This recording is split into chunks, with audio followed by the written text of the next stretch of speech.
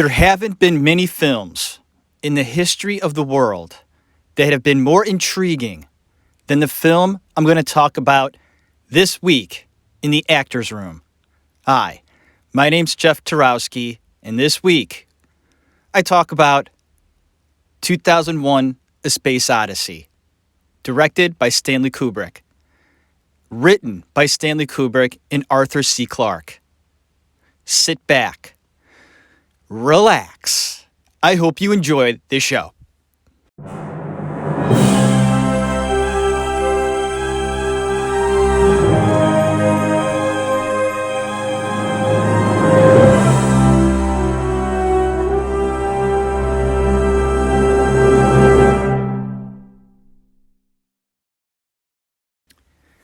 This is episode 95 in the Actors Room, and welcome back. I hope everybody out there is doing real good. I'm doing fine. Thanks for tuning in this week. Trying to do it every week. If that doesn't happen, it doesn't happen. But here I am, talking about a film that has been one of those that, let's just say, have always given me a perspective that I couldn't quite grasp. Early in my life, learning about acting, learning about film, I just watched a film and took it for what it was, didn't look into it too much. And with this one, the first time I saw it, I said, weird, interesting, beautiful. But I don't know what the hell that ending is. I don't know what that big statue thing that they keep seeing everywhere. That's weird. Okay, move on with my life. And I did. After the second viewing, I saw it with my buddy. And he pointed out a few things to me while I watched it with him, and it was great. And then I saw a few things, and we kind of talked about it. I'm not quite sure if we came to a conclusion that made sense to us at that time, but it was a nice discussion I remember. And that was that. And I think I've watched it once since I watched it last night. So I think a total of 4 times I've seen this one. Stanley Kubrick's masterpiece. I do like Eyes Wide Shut. Barry Lyndon, very underrated. Beautiful film as well. But this one, by God, if there's one film that has a lot to say, but what are they saying? What is Stanley saying? What is Arthur C. Clarke saying? And those who love this film and have looked up opinions, other things, like, for instance, the monolith. What's it all about? What's its meaning? What about the ending? And everything else in between. We're not going to talk about everything in between. It would be a 5-hour show. We're going to hit points in the film, for me, that are so fascinating. And you got to remember, this film came out in 1968. Let me say that one more time. 1968. This is before the moon landing, folks. The moon landing happened in 69. In the summer of 69, July. And this movie came out in 68.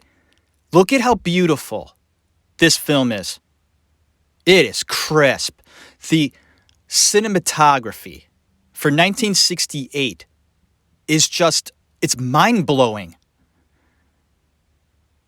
How did Stanley know about all this stuff? Now, mind you, he was a very intelligent man. Very artistic. Integral. He had a step-by-step process to do just about everything in his life. I'm not kidding. Step-by-step processes on how to take care of his dog.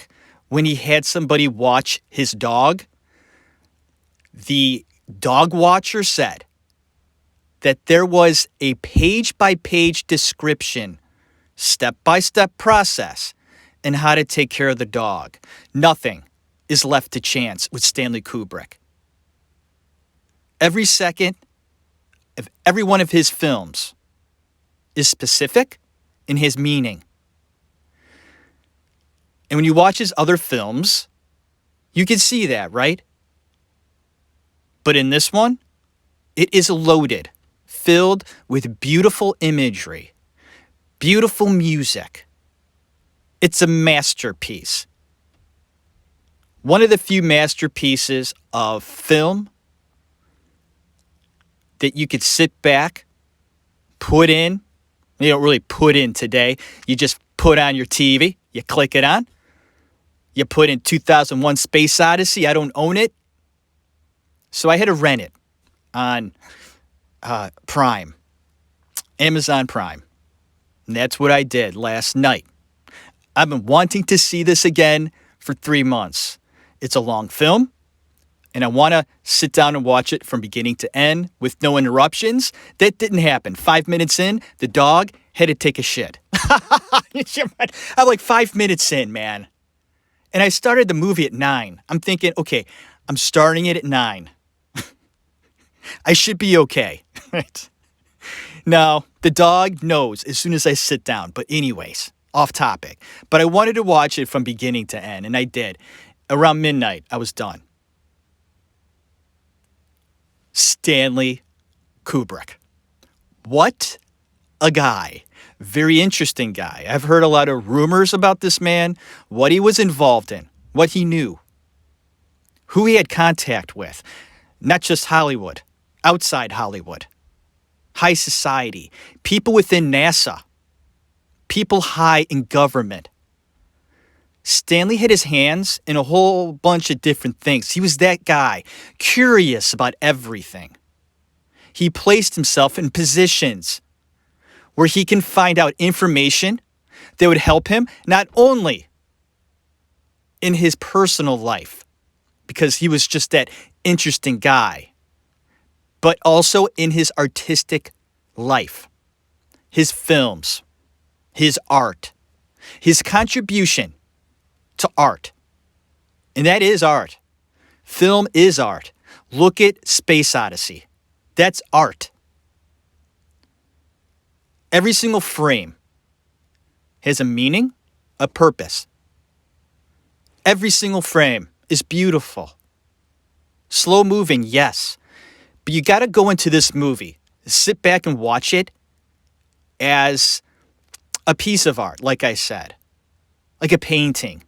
You sit back and you just enjoy a painting to really understand, say, a beautiful painting you see at a museum. They have those booths that you could sit on and just look at the painting. And people will sit and look at a painting for minutes, sometimes hours, to figure out the painting, what it means. What did the artist, or what is the artist trying to tell me? Because most of the artists, when you go to a museum, are dead. So what were they trying to tell me? What was in their brains when they were making this? But sometimes that doesn't matter. And I'll tell you why. Just like any piece of art, a true artist will never reveal their secrets, their true meaning. They put it out there, a bit mysterious and interesting, and want you to actually make up your opinion. What a concept. And that's what Stanley Kubrick and Arthur C. Clarke did with this film, 1968. How did they do this? Here we go, making points. We can't do the whole film like every scene, by God. I tried doing that with The Godfather, like explaining the synopsis of the film, right, scene by scene, what like certain scenes meant. You don't want to hear that. We're not doing it. Those who've seen this movie are going to know what I'm talking about and follow me very well. Others that may have heard of this film or just know a little bit about it, that's good too. You don't have to stop the podcast right now and finish it later. So you have to watch the movie. No, you can listen to this hear what I have to say about it, and then go and see it and make up your own mind. That's the beauty of this film. It's not like it's there's a twist at the end, like a surprise ending. You go, you fucker, I used to do that to my brother all the time. I couldn't help myself. I was so excited. I figured he'd seen the movie and I would reveal to him what happened at the end. That's not the case with this movie. It's just one of those films where after you're done watching it, if you can get through the whole thing, you go, but that guy was on some serious drugs. Because that was really just, I don't know. I don't know what it was. It was just, I don't know. Okay. And then you walk away. And you forget about it, right? But those who are kind of into this space thing, alien thing, philosophical talk, other aspects of life that are question marks, the beauty of it all, life, death, reincarnation, the whole bag, religion, sorta, but more just progress and inspiration. That's what Stanley tried to do with this. This is my opinion here, folks. This is coming from me. I've listened to other shows and read up on other people's opinions of what they feel about it. It's pretty much the same thing, but I have my spin on it. Quite different from a lot of other people's opinions.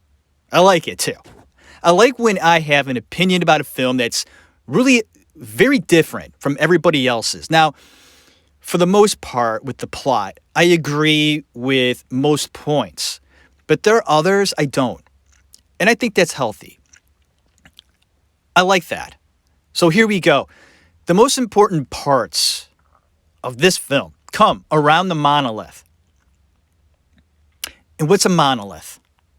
Well, it's a structure in the film about 10 feet high. And I was a little surprised. I did research on this. Stanley didn't make it 11 feet.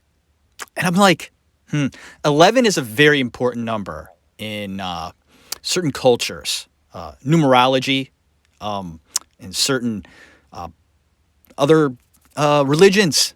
Not so light, but more dark. 11 is a very important number. And I would have bet the house that the monolith would have been 11 feet tall. Not quite 11 feet tall. I guess it was like a little over 10. So I was close. And maybe Stanley didn't want to be too blatant about it, but I was a little shocked. But the monolith is about 10 feet tall. And I want to say 3 to 4 feet wide. It's like a tablet. A big screen TV, but upright. Okay? And these are shown throughout the film 4 times.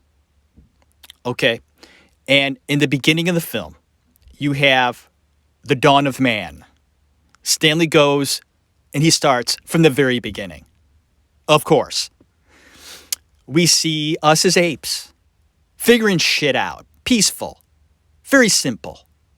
We haven't quite gotten too far just yet, but we're eating, we're conversing a little bit, and defending our territory. Okay, pretty basic. And then these apes, as they do every night, fall asleep and wake up the next morning to the monolith. It's just there. It appears out of nowhere. Just there. Well, the apes start freaking out. What the hell is this? They're touching it, they're kissing it, they're smelling it, they're feeling it, whatever. But from what I gather, they accept it. And what does it give them? Well, in the next scene, you find out what it gives them. Inspiration. Because the very next day, or it might be a week from then, I don't know, one of the apes picks up a bone and uses it as a weapon. He's inspired. A thought process happens. He's starting to evolve, getting smarter, using his brain. And with the tool, they're able to kill animals, eat meat. Oh, that's a revelation. I love meat. Those of you who are vegetarians, I don't understand it. If meat makes you sick, I get it. But don't you crave a burger? I crave meat. And that's where the ape gets the bone, uses it as a weapon. Boom. Done. We got meat. And he also uses the bone as a weapon to defend his land from other apes in the area. And they show in the film Stanley has an ape crush or kill another ape in battle. This is a big deal. That part is over, but I wanted to mention the monolith there. The monolith shows up. It's just there. And that's why the apes freak out at first. But the monolith signifies inspiration. Most say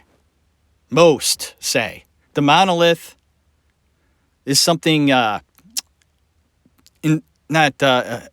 constructed. I was looking for the right word. I know. The brain. And if I had the time, I would have stopped it, erased it, ain't doing it. But, okay, what was I talking about? It was okay, the monolith. Sorry, folks. I'm there. I'm good. The monolith was constructed by aliens. That's what most say. Aliens. Well, what kind of aliens are you talking about? I love how they just throw this word around. Aliens. Are we talking about aliens that live on a planet that is so far away that they can just hop in their spaceship, fly over to us from time to time, do their deeds, mess with us, have this just amazing interest in us because they have nothing else to do, right? So they just travel billions of miles to visit us, to give us inspiration, okay? We're like to this other planet, like a game, or they're trying to help us in some way, to inspire us, to be better, to evolve. I don't buy it. The whole alien thing, not like what they're saying. There's something else. Alien, you could call it an alien if you want. But for now, we'll do that. So it makes sense. We'll call them aliens. You know, those little gray people that come down. They're naked, right? They don't ever wear clothes. They're like 3 feet tall, right? Whatever. The grays. We'll get into that later in the episode. What I think it means, the whole alien thing, whatever. So that's the first time we see the monolith. The dawn of man, the apes. It inspires them to make weapons, to make tools, to advance. So here we are, right? We're in Stanley's future, but sort of our past, 2001. I love it how they're walking around in, of course, these weird outfits. They think that the suits didn't look too bad. I'll be honest with you. I think they did a good job in dressing up the people, but I love how they try to make everything around them in these films, right, from the 60s and 70s. Everything is all just one color, like silver, gray, hardly any, like, style. It's pretty boring. Like, they thought the people in the 60s and 70s with the ridiculous styles, combining all these weird colors in their clothes. It was interesting to see, the clothes that they wore back then, the suits the guys wore in the 60s and 70s. I mean, the colors clashed, and that was the style. And then they probably thought, well, we'll get over that, evolve, and in the future, we're going to be so completely boring. It's going to be all white, silver. Stanley does place in to his films weird furniture. Look at A Clockwork Orange. Look at A Clockwork Orange. And the furniture that Stanley uses in that movie, he did kinda with this one. How things are going to look in the future. Weird, unusual, very uncomfortable looking chairs and couches. Stanley's like, they're just uncomfortable and bland and blah in the future. And then they have, I love to see how they do the whole communication thing with phones and how you're going to talk to people in the future. Well, they did this. They have the little phone booth with the monitor. Okay, they didn't quite see how a phone can fit into your hand and you can use that for communication. They just didn't see it. The whole Buck Rogers thing, they did. Others did not. They just couldn't see it. But we did it. Here we are, 2020. And we live off of our phones. This little thing we just put in our pocket and take it out whenever we want, and we could do just about anything just with that phone. Some prefer the desktop or their laptop, but most love to use their phones for everything. They have this guy go into a little booth, sit down. He's working at his little space station office, and he wants to talk to his family. He doesn't reach into his pocket to get his iPhone, of course, because they didn't see iPhones in 1968. There's not going to be iPhones. Steve Jobs, who's he? He's somewhere in 1968 getting fucking high in India. He didn't invent anything just yet, I don't think. In 68? No, not yet. He was thinking about it, though. I think he was working at Atari at that time. Don't quote me. But Steve Jobs was definitely probably high in acid when this movie came out.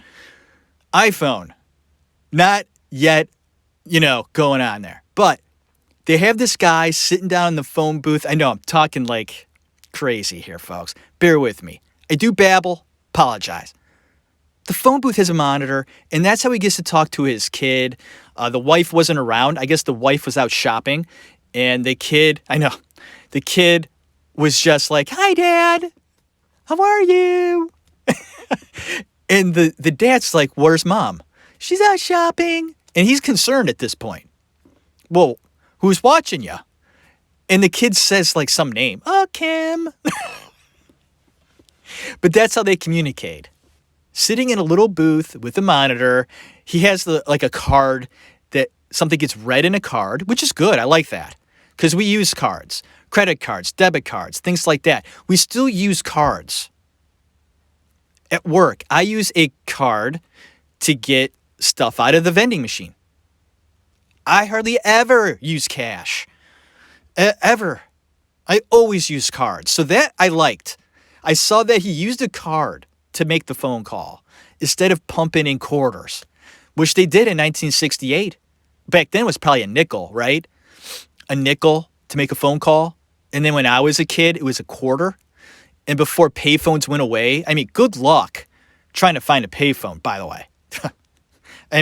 They virtually have gotten rid of all payphones, cell phones. So, there's a meeting with the future astronaut people. Okay. And in the meeting, it is said they have found something. They're not going to say what it is. But it has created a bit of a controversy around just the whole community of high society and what's going on. What'd you guys find? I can't quite tell you. But we found something. We'll let you know. Everything's kind of on hold here. But we found something significant. Okay? So the monolith, right? It's on the moon. And this signifies a new inspiration. Space travel. And that's where we get the wonderful conclusion. Because mind you, the beginning had the apes. And then we have the talk about a discovery. A new discovery. And what does it mean?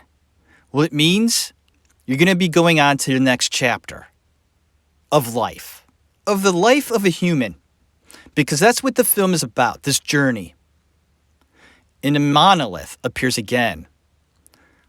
And this time, it's about space travel.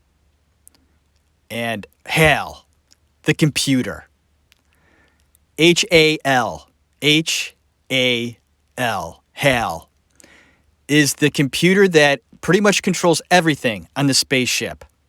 Where Dave and his buddy Frank, the astronauts are on the ship, and there's 3 other astronauts, but they're being held in like a coma state. Okay. And it's sort of a mystery why they're sort of being kept that way. To the computer, anyway. Hal, he finds all this very mysterious because the reason why they're going out there to Jupiter is because of the monolith. But it's such a mystery. And they're doing it in such a weird way that even the computer, that I guess was built in 1992, I think it said,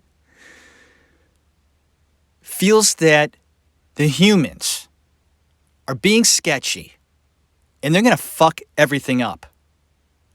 And don't you just love it that Stanley and Arthur knew in 1968 that computers might be kind of dangerous to the human race in one way or another. Yes, they are damn convenient, aren't they?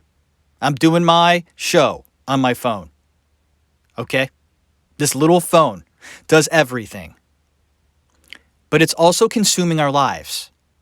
And so many of us out there can't get away from our phones. And I've listened to people tell me that sometimes their phones break and they have to wait for a new one. And in the few days they don't have a phone, it's such a revelation and how our lives used to be. Sort of, I don't know, like, are we sort of addicted to our phones? Or they're just a part of our lives now, and they kind of hold us hostage in a way. Simply sitting down at the end of the night. How many of you actually sit down at the end of the night before you go to bed and just watch TV? Without your phone, looking down on it all the time, playing a game, reading Facebook, catching up on everything. Okay? When I was a kid, nobody had it. Maybe we had a Game Boy, but we all sat and watched TV together and had a conversation sometimes. It's hard to do that these days. And Stanley saw it. In a way, the danger of computers. And here he places into this movie the possibility that a computer can turn on us and has the ability to do that. That fear, that here we have a computer controlling everything. In this film, the computer controlled the lives of the people that were in the coma, sort of deep freezed for the trip. Okay? He controlled their lives. Their little pods they were in were controlled by the computer Hal. And everything else on that ship ran through Hal. If Hal had an issue with anybody, gone. But he's a computer, right? We build them, and they do what we say. But what if they don't? What if they evolve into something else? And Stanley saw that possibility way back then. I find that unbelievably fascinating. It goes to show you how bright and enlightened Stanley Kubrick was. And he was. Folks, Stanley was on another level. And you talk to anybody in the film business, and I'm talking about the higher ups, the ones that are highly respected. Every single one of them, if they're good in any way, look up to Stanley Kubrick. Because he was on a level that every other film producer or director wanted to be. He was that amazing. In 2001, signified his brilliance, his genius, his vision, the mystery of it all. What did Stanley know? How did he know it? When did he know it? And was he trying to tell us something? I'm going to tell you, he was. Folks, there's no doubt about it in my mind. Stanley told stories. He was a storyteller, but he also wanted to reveal something that he had knowledge of or suspicions of. I found out some information about Stanley recently that kind of blew me away, and I didn't believe it. And I reached out to the person who said it, And I said, how do you know that? I'm interested to pick your brain, because I thought I knew pretty much everything about Stanley. I guess I didn't. I said, how did you know that? Because I didn't find... Okay, I'm going to tell you. Somebody on a show said, and pretty confidently, that Kubrick was a pedophile. And I was like, wait a minute. What? I've never, ever had any suspicion whatsoever that Kubrick was in any way interested in kids on any level, except maybe to pat them on the head. And he gave me a few sources, and I wasn't blown away by them at all.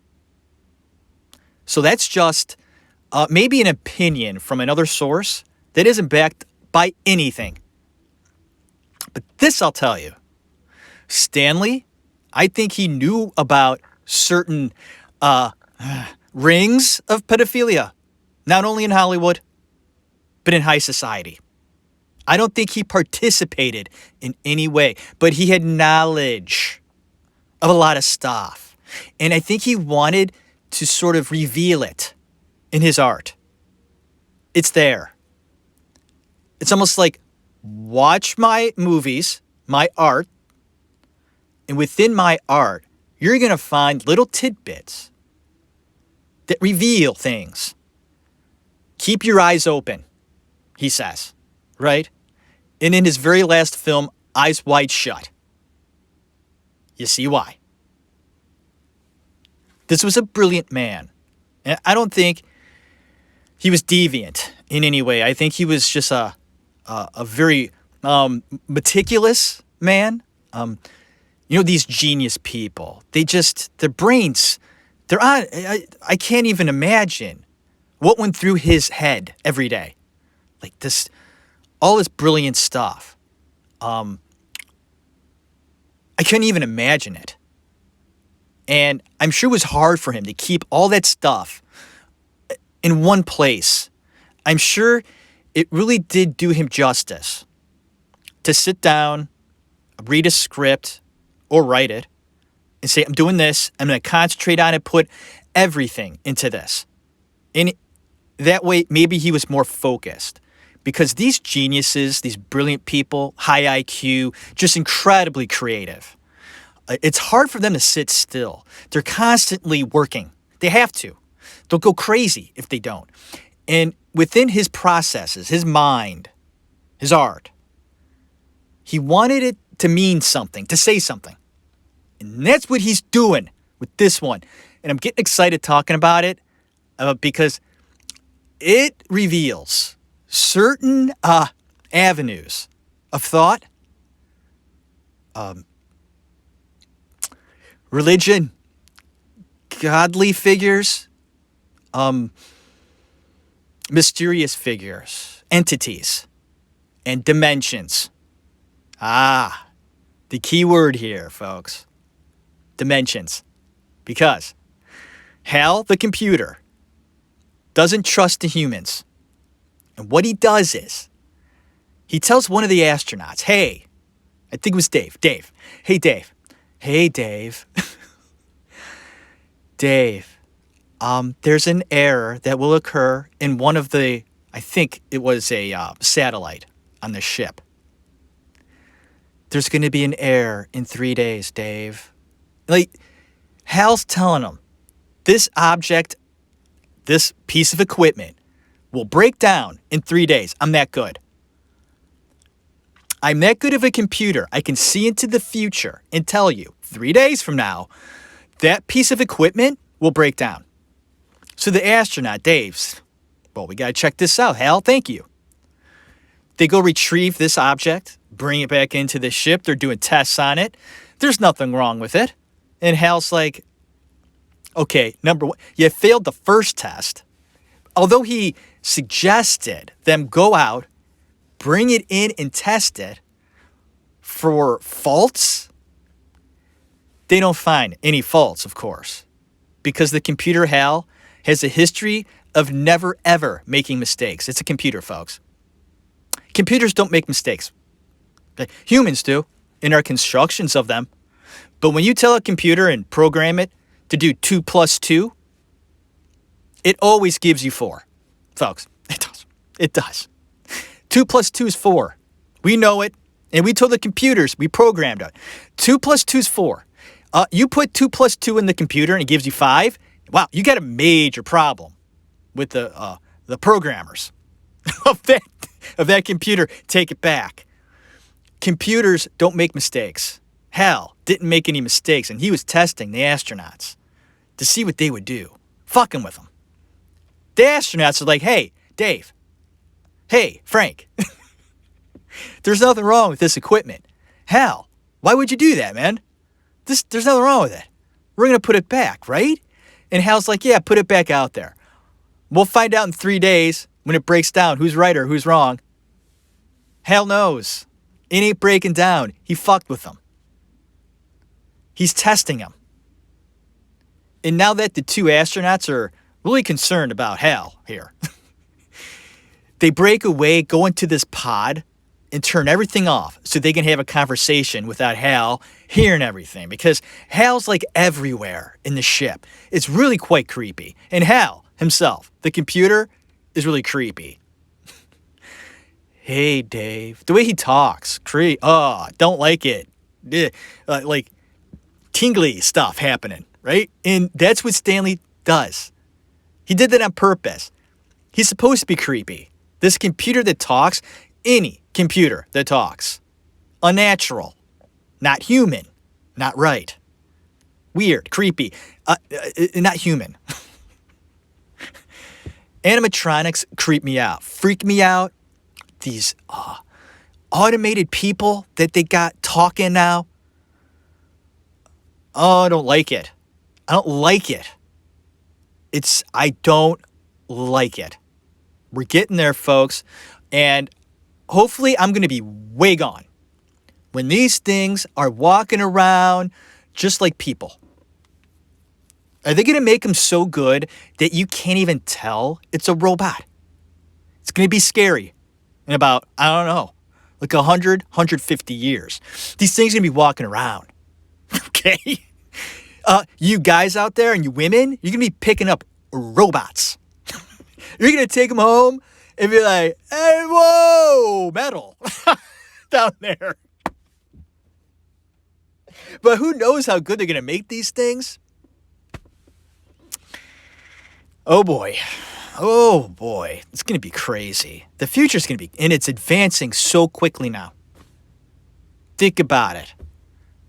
Where we were, like, in the 80s to where we are now.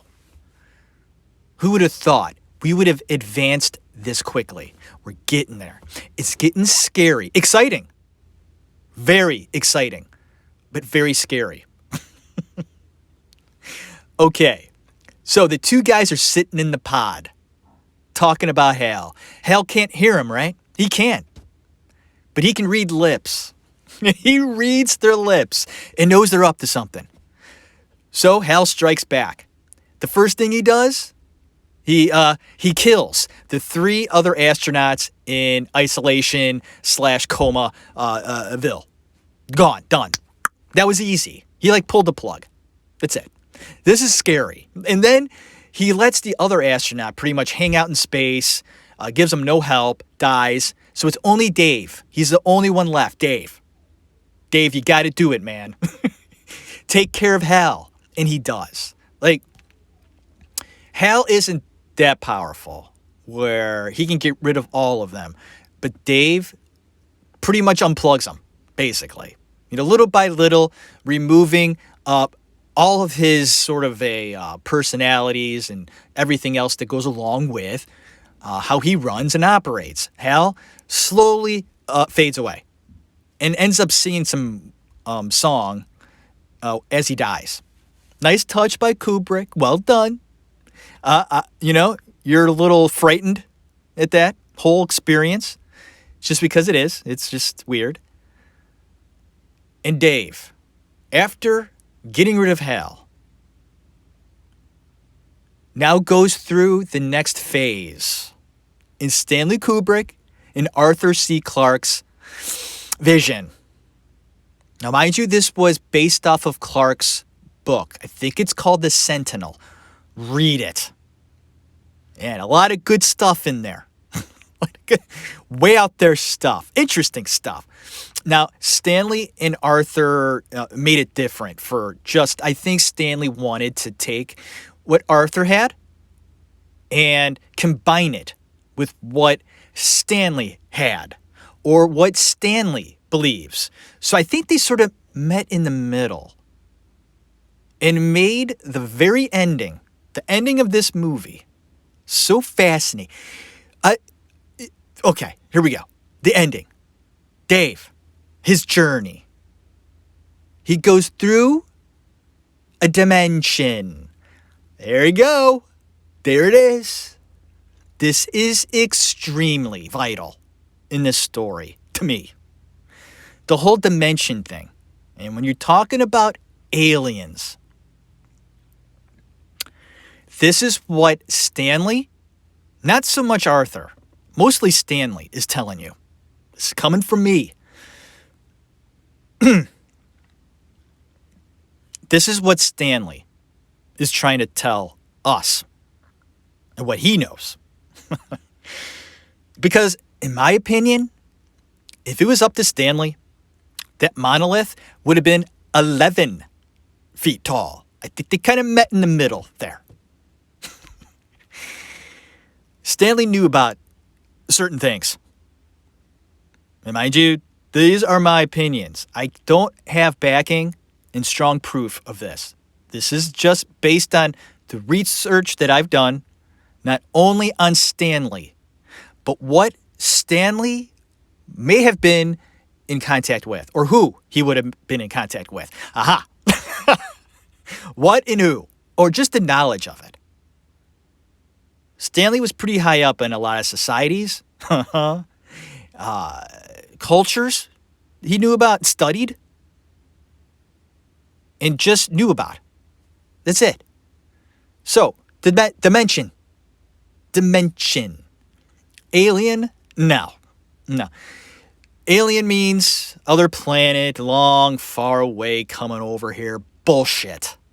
And when I was a kid, I believed it. No doubt about it. Like, these aliens from other planets, they're coming down. They're doing all these experiments on us. Oh, my God. What if they choose me? And I thought that, folks. I would look out my window, and I would fear. One of those bony heads would peek around the corner. Like in Communion, the movie Communion with Christopher Walken. I thought that would happen to me.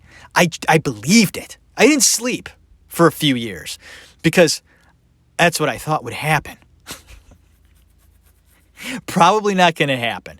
But this is what I'm trying to think. This is what I'm trying to portray.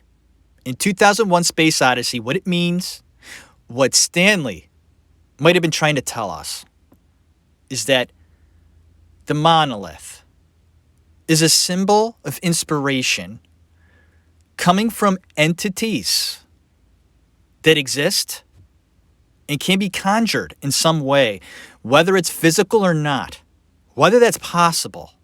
For some it is. For others, they don't want to see it. But I think Stanley knew that there was a way to gain knowledge or inspiration from another, folks, this sounds so ridiculous. But this is what I feel a lot of people believe. They believe there are dimensions that they can access where they receive knowledge. Now, are these dimensions good or bad? That's the question. Stanley uses this idea, okay, whether he experienced it or not. That's almost irrelevant in the story. Just the fact that it might exist. That there's a way to access or get to and experience other dimensions. And within these dimensions, we grow. It is because of this other dimension, we are inspired to evolve, get smarter, become more educated, not only within ourselves, but other worlds, other inspirations, that there are other things, beings, entities out there and can be accessed. I mean, look at this film. He has Dave going through a dimension. And once he gets through that dimension, he's on another plane, an unearthly plane. Is he dead? Maybe. Is he within this other dimension, experiencing it there? Yes. That's what I think. I think he's gone on to a higher place, another place, where this entity or dimension is showing him inspirations beyond like his ability to even understand it, because you can see Dave. You look at his face during the whole scene. He's either extremely surprised, shocked, even when he sees himself older, he goes into one room, experiences that, and once he comes out, he's evolved into something else. And he's sitting down eating. And it was a wine glass that he broke. And it falls. The wine glass breaks, but the wine remains. Where the body is shattered, but the soul still moves on. And it's the entities that make us realize that there's more. It's just not a one-time thing. It's a constant growth. And together, okay, humans and this other entity together, right, can do beautiful things and evolve. It's all about evolving, folks, getting smarter, learning, advancing. And this film is about inspiration. It's inspiring in every way. And Stanley made it that way. He made the film inspiring. In 1968, you're sitting down watching this thing, you're going, what the I mean, think about it. What Stanley did in 1968 and how he made everything look so amazingly beautiful in space. He did that. That took a lot of time, a lot of effort. And within it is this message of inspiration, which was sort of conjured by one artist and then brought to life by another one. And together, they decided to make a film that showed inspiration within and without. And when I say without, I mean it. Because what Stanley is saying is Dave ultimately dies. Old man, kind of looks like an alien. He's laying in bed, and what does he see? The monolith.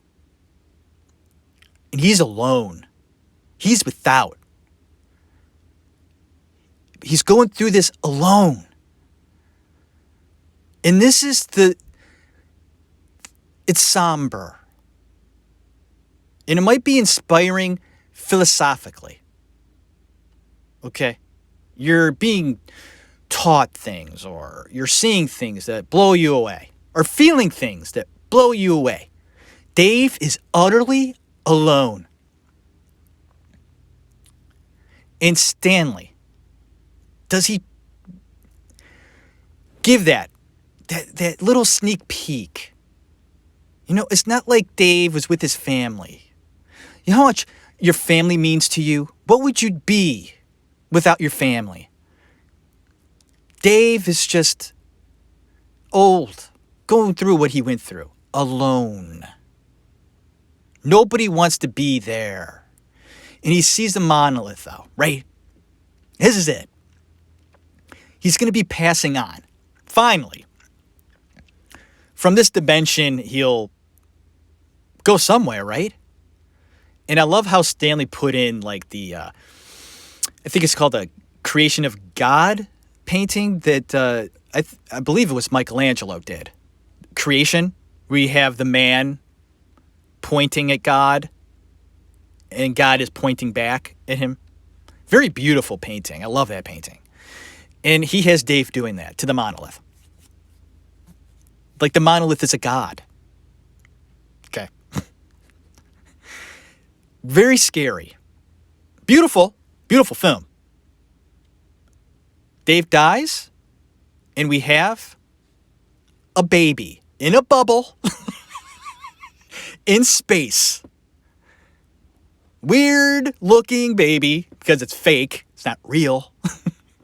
Any fake baby, I like run the other way.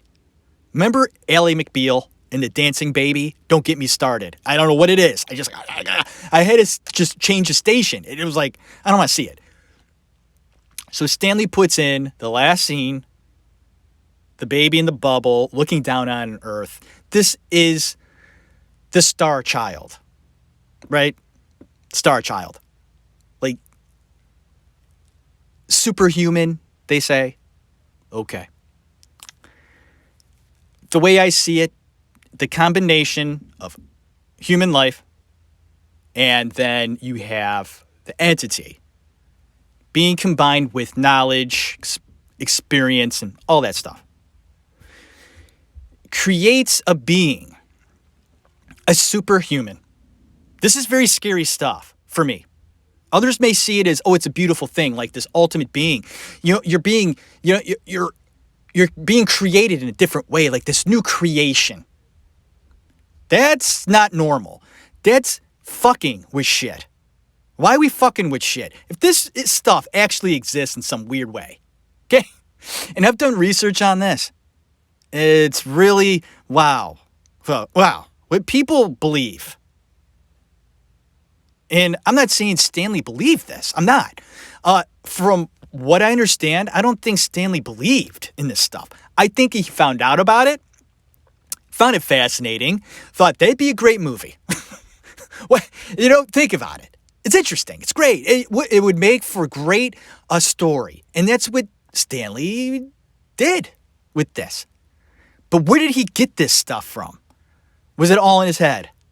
Some little bit, maybe his opinion on it. But doing research, there are people, and I know they call it a star child in this movie, but there are people that think there's a way to create a moon child. Look it up, folks. I don't have time or the power or ability to go into that too deep.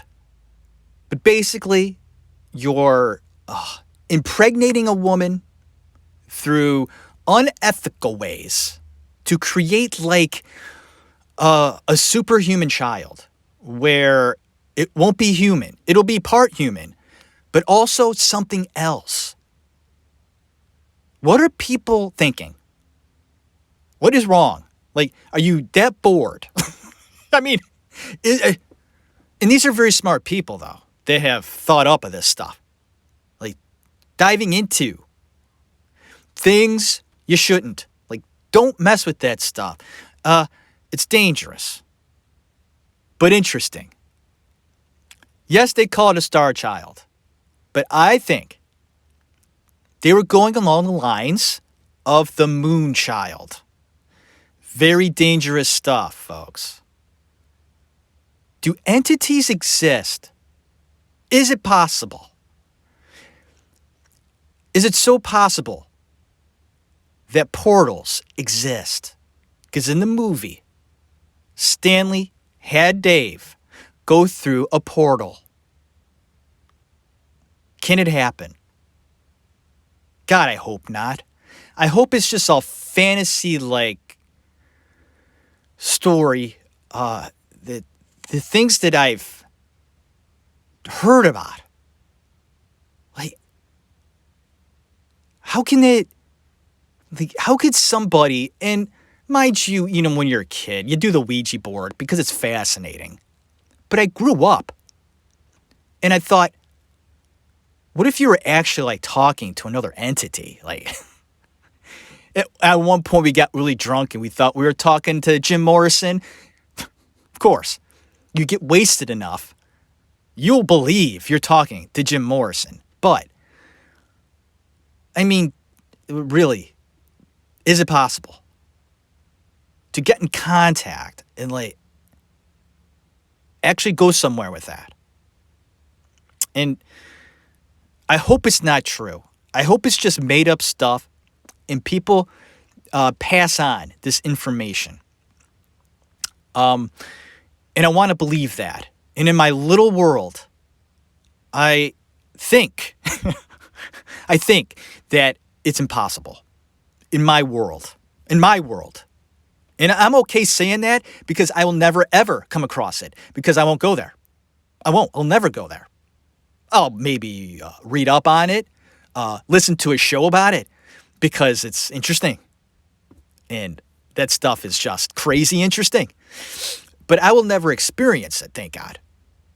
Because I'll never put myself in a position. But, the things I've heard, I did, no. No. The beauty of Stanley Kubrick, though, because that guy had passed after his last film. Very controversial. The things he knew, all the subjects that were in his movies, look at his movies, they're all very controversial. With subjects that range from pedophilia to war stuff, okay, mind control stuff, high society sex game shit with Eyes Wide Shut. Finally, they got rid of him after that, didn't they? Think about it. This guy had so much knowledge, I think people are starting to get scared. Like, is Stanley losing his mind? Is he really going to make that movie? He's crazy. What a guy. What a film. I hope you followed me a little bit and aren't completely turned off by this ridiculous sort of interpretation of a film that's about space, right? It's just about space, Jeff. It's about this, this structure they find. It's interesting. And they start making tools. And then they go out into space. And they see it again. And then, they go through, this dreamscape. He's just dying. And, he's just seeing stuff. And they dead out baby at the end. And you just kind of threw that in there for a visual. Right? It's weird. It's cool. Baby in space looking down on Earth. Wow. The end. Let's go get some ice cream. Watch it. Do research on stuff. You'll find that there's more to it than that. Lots more. Arthur C. Clarke. Read up on that guy. He helped Stanley write this thing. Look at the things he was into. That'll give you a great understanding of what we're dealing with here. Very interesting stuff. Love diving into a film like 2001. 1968. Stan Kubrick. Stan.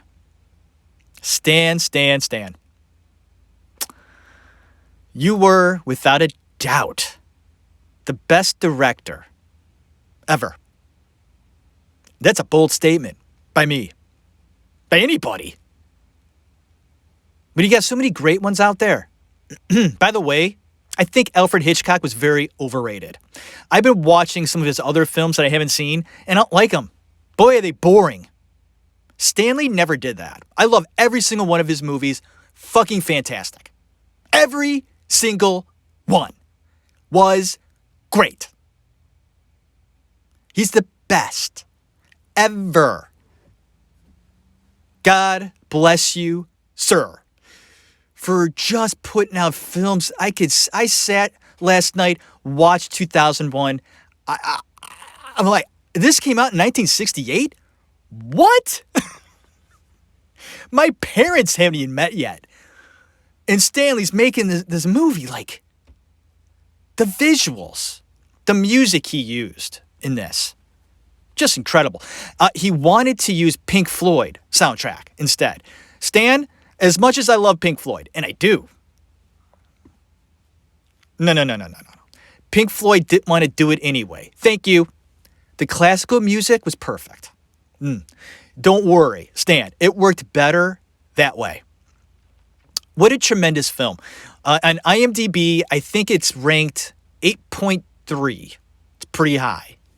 I mean, it's been out there for a long time. 8.3 is good. Great rating. Great film. And I hope you enjoyed this show. Coming at you during this crazy time. And those of you who are going through it, you're going through it. God bless you. I hope everybody's okay. This world, this country, what a year. And it's only June, folks. So there is this chance that we could end this year on a good note. Yes, it started really rocky. I mean, it's pretty rocky out there, here, in America, folks. It's pretty rocky. I don't want to talk too much about Mr. Floyd. What happened was so completely tragic. I can't watch it. I watched a little bit of it, how he was killed, like 30 seconds. And that was it. And I found out more information about the whole thing. It seemed like it was a pretty complex situation, but wrong. Just like any profession, there are dicks in every profession. And I respect cops. And what happened to Mr. Floyd was tragic and should have never happened. And that police officer should be in prison forever. I mean, he killed somebody. They should hang him, right? Eye for eye. I'm kind of going that back there. It's just, I'm tired of people treating lives not like they would treat their own, okay? And as hard as a cop is, their job, and it is, very hard. Couldn't do it. They got to be a little more careful. I'm sure most of them are. But like I said, there are pricks in every career path, job. Can't get away from them, folks. They'll always be there as well. Can't get rid of them. But what all these protests, I get it, the causes, you're hurting people, though. You're hurting businesses. It had nothing to do with this. So I'm glad that stuff I'm hoping that's done. I was so upset about it. The whole thing is just, it's just so upsetting. And I hope that everybody is getting over it. Hopefully, like I said, let's end this year like on an upswing. Wouldn't that be great? Like, hopefully in December, okay, we can look back and go, Merry Christmas, and wow, glad that's over. I mean, what the hell is going on, man? Oh my gosh. Defunding the police that'll solve it. What do they think? I hope they realize that's ridiculous, right? Because they want to get rid of guns, but then defund the police. That's not dangerous. Did you think this through? I get it. They're going way out there. We'll meet somewhere in the middle. Okay. Let's, educate, get through this, okay? And I got to bring this up before I end this episode. I know I really shouldn't do this, but, I mean, there are Hollywood people supporting this defund the police thing. Hollywood people who live in private estates, guarded, privately, private security, have the balls to support this. What do they care, right? Well, let's take away your private security, see what happens. Would you still be for this? Just Hollywood, be quiet. Some of these stars, just bite your lip. Bite it real hard. Not that it bleeds, but hard enough where you go, ow, what am I doing? Ow. Get brains. Come on, people. And these are the people you look up to. They're not all like that, but some of them are. Oh, yeah, let's defund the police as I'm hiding away in my private estate somewhere. Uh-huh. And then flying away on my private jet. But let's get rid of all planes and pollution. But it doesn't apply to me. I know, I'm going on here. I'm going on. I'm all about, helping the planet, of course. I'm not stupid, but I got to get to work, man. And what are you going to do? You make the car that goes all on electricity. Wow, that'd be great. Wouldn't it be great? You plug in your car at night before you go to bed, and when you wake up the next morning, it's just ready to go. And it's good for like all day. Yeah, oh, man, can't wait. Wouldn't have to go get gas anymore. I don't know how that helps the economy, hurts it. But, if gas isn't used as much, I don't know. Anyway. Wow. God bless you. Watch that movie tonight. Watch Odyssey. It's a 2.5-hour movie. So, it's a journey. It's not that long, though. You'll enjoy it. But you got to be in the right mindset, too. Because it's one of those films, it's not action-packed. It has deep meaning. And it's beautiful. Look at it that way. You sit down and you watch just a beautiful movie. Art. May it be a part of your life. It has to be. That's my opinion. All right. Thanks for listening. Stay healthy. Stay happy. Be safe. Hope you're safe. And just be with your family. Do something constructive. I have been so busy doing stuff around the house. Wow, I've gotten a lot done. It's been great. I miss work, though. I miss it. I miss the people at work that I haven't seen in 2 months. I hope everybody's good. I miss my coworkers. I do. They're great people. Where I work, I'm lucky. I work with great people. I miss them. Hopefully I get to see them soon. I really do. So be safe out there. I hope you're working again, or it's happening soon, and you're getting back out there. Movie theaters are opening and shit. So you will be able to go out and see a movie very soon. So do that. I love you. God bless you. Have a good one.